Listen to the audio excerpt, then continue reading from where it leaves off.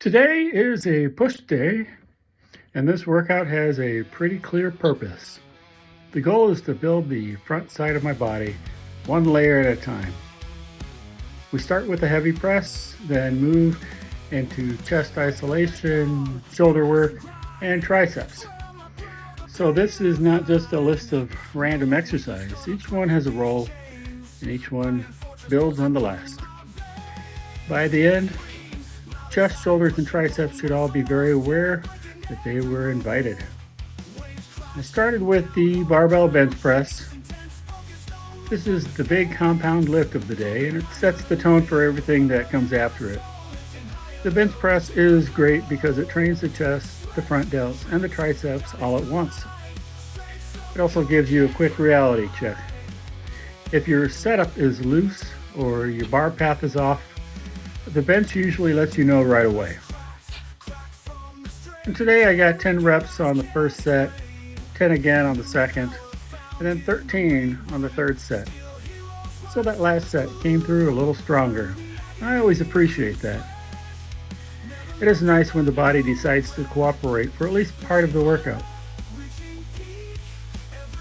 What I try to focus on here is staying tight through the upper back, keeping the shoulders in a solid position, and pressing with control.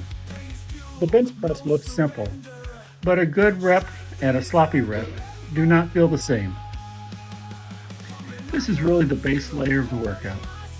We are starting with the movement that lets me use the most load and get a lot of muscle involved right away.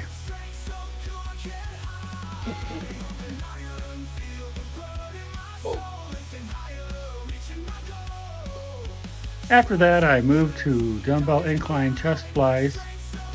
This changes the feel of the workout right away. With the bench press, the goal is to press hard and move solid weight. With flies, the goal is more about stretch, control, and getting the chest to do the work through a wide range of motion.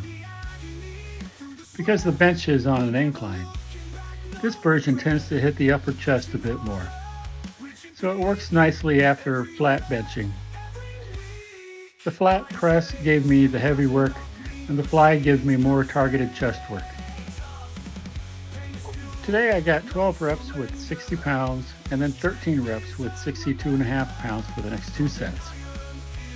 So this one felt strong and pretty consistent.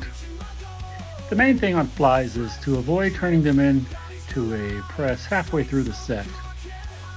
I want a slight bend in the elbows, a deep but safe stretch, and then a controlled arc back to the top. The dumbbells do not need to slam together. The chest just needs to stay loaded. This is the second layer of the workout. The bench built the base. The flies start shaping the chest a little more directly.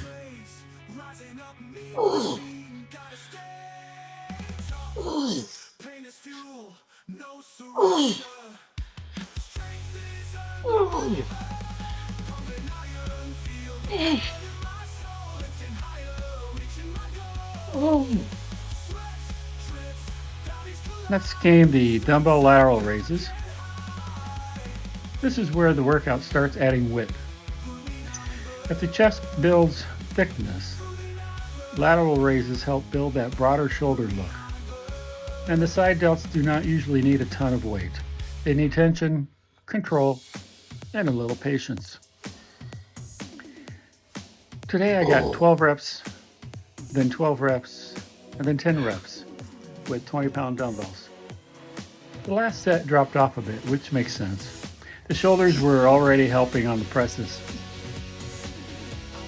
This exercise is one of the best reminders that a lighter dumbbell can still make you rethink your life choices. 20 pounds sounds very reasonable until you are several reps in and your delts start sending formal complaints. What I want here is controlled motion, not a full body swing.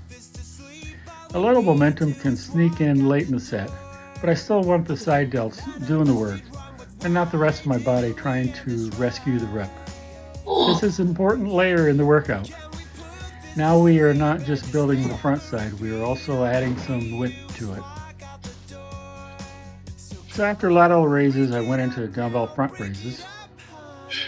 Now, front raises are one of those exercises that people do not always agree on. Some say pressing already trains the front delts enough, and that's fair. But I still think they can be useful when the volume makes sense, and the goal is to bring up that area a bit more.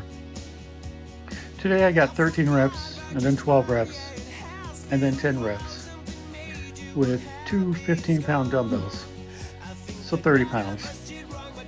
The front delts got plenty of attention here.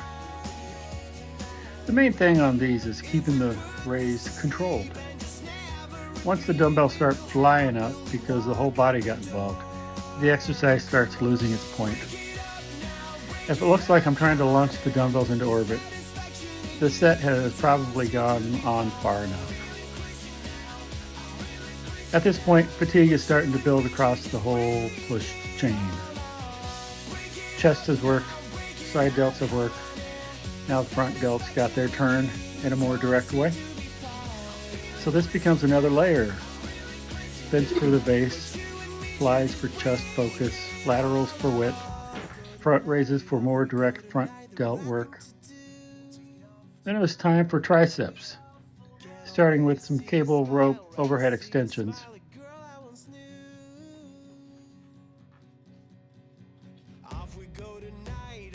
This is a good movement because the overhead position places the long head of the triceps in a stretched position. And that part of the tricep can add a lot of overall arm size. So if the goal is to build the triceps, this exercise makes a lot of sense. Today I got 14 reps, then 12 reps, and then 10 reps with 40 pounds. Nice steady rep drop as the fatigue built. I like using the rope here because it gives a little freedom at the end of the movement. You can separate the rope slightly and get a better squeeze without feeling locked into one exact path. The main thing I watch is elbow position. I want the triceps doing the work, not the elbows drifting around like they have their own plans for the day. By now, the triceps are already a little tired from benching. That actually makes this a good point in the workout for isolation work. They are already warm, already involved, and now they get more direct stress. After that came cable tricep kickbacks.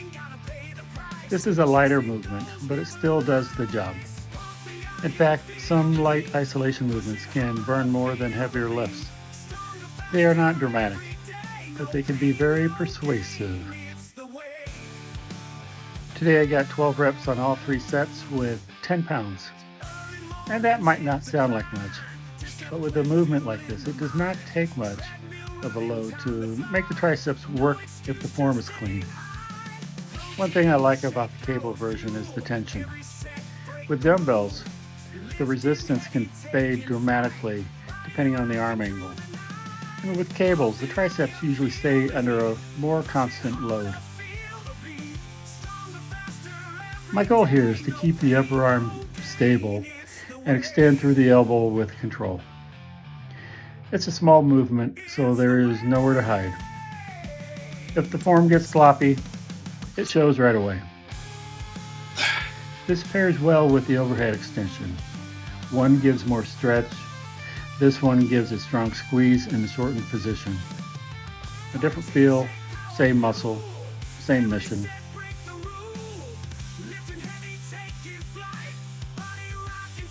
To finish the workout, I did dips.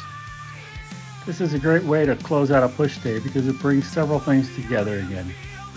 Chest, shoulders, and triceps all come back into the picture in one movement. So after breaking the workouts into layers, dips tie a lot of it back together. Today I got 10 reps, then 10 reps, and then 7 reps. The drop on the last set makes perfect sense because now everything involved in pushing had already done quite a bit of work. Dips can be very effective mass builder, but they can humble you pretty fast. The early reps can feel smooth. And then suddenly your body weight starts to feel less like body weight, more like a personal insult. What I like about this workout is that it had a clear flow. We started with a big press, then added more targeted chest work, more shoulder work, and finished by hammering the triceps before closing with the dips. Well, thanks for following along. And until next time, have a great day.